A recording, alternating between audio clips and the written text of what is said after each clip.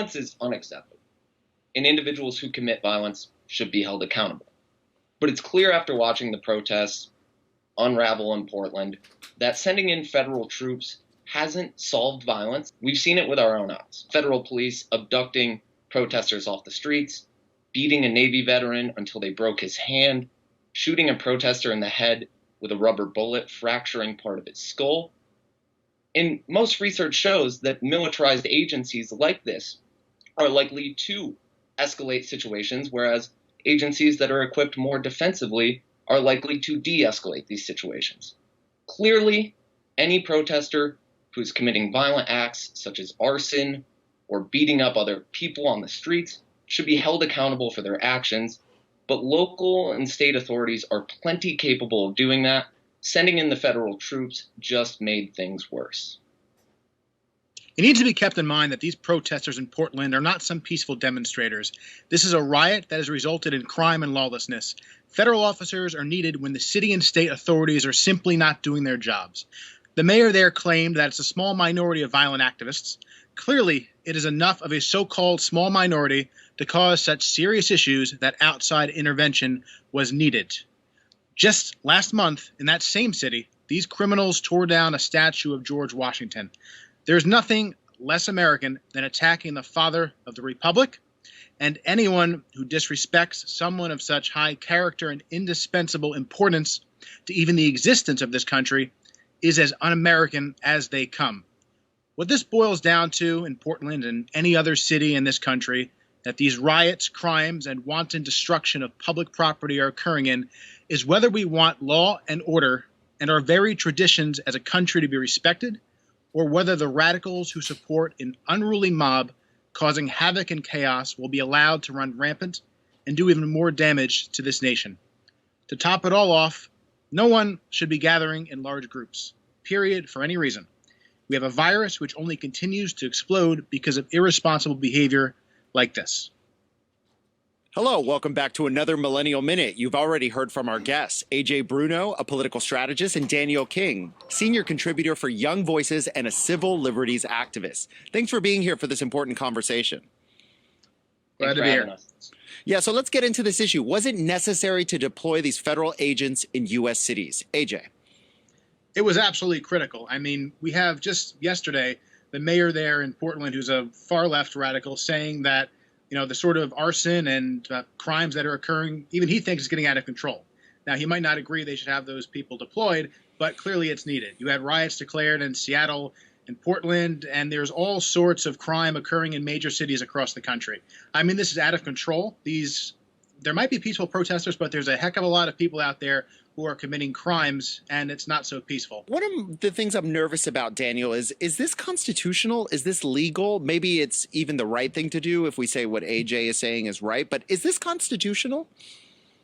So unfortunately, there's a 100-mile constitution-free zone, as it's called, and most major U.S. cities fall in this zone, including Portland, and federal agents, whether it's CBP or other immigration enforcement agencies that are meant for immigration enforcement, not protecting a government building, which is what these troops were allegedly deployed to do.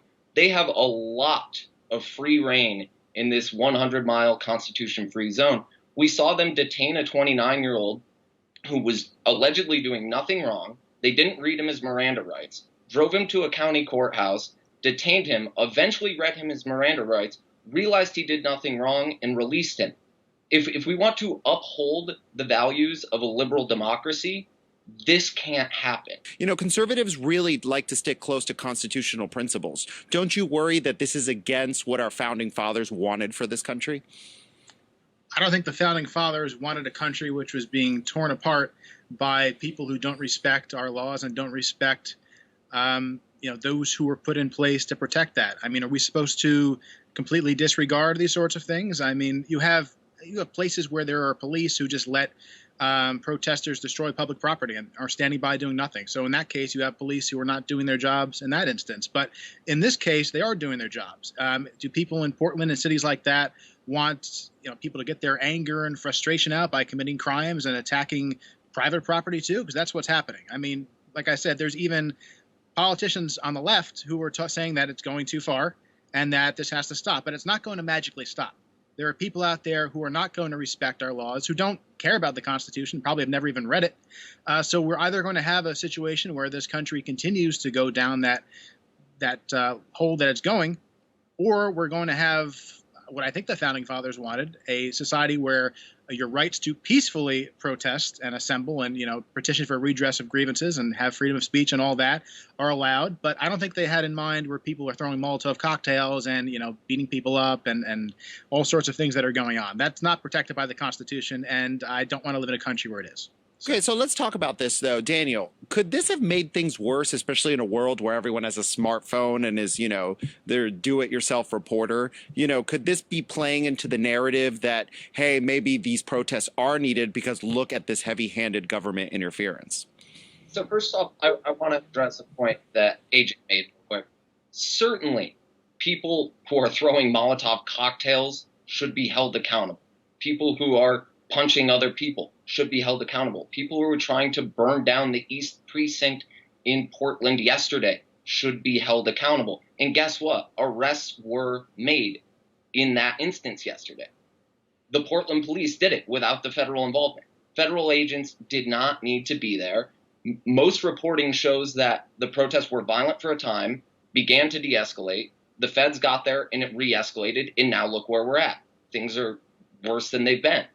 And back to the smartphone point, I think this does show the importance that technology plays in this movement. We wouldn't know about the Navy veteran who had his arm broken while just standing there and police are billy clubbing him and then pepper spraying him in the face. We wouldn't know about that without smartphones. So yes, smartphones play an incredibly important role. AJ, do you think we're going to start seeing more?